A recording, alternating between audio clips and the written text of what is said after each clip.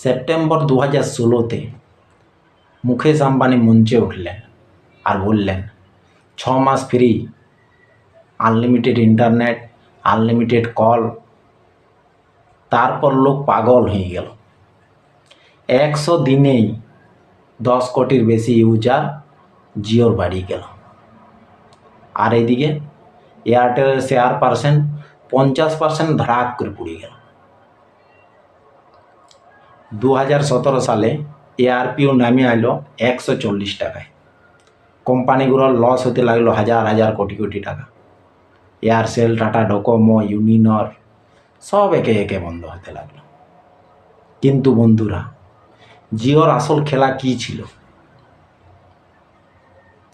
জিওর আসল প্ল্যান ছিল যে 4G নেটওয়ার্কে 3000 কোটি টাকা ঢালবে, সবাইকে ফ্রিতে আনবে, বাকি কোম্পানি মরে গেলে দাম বাড়াবে। আর জাস্ট এইটাই ঘটেছে।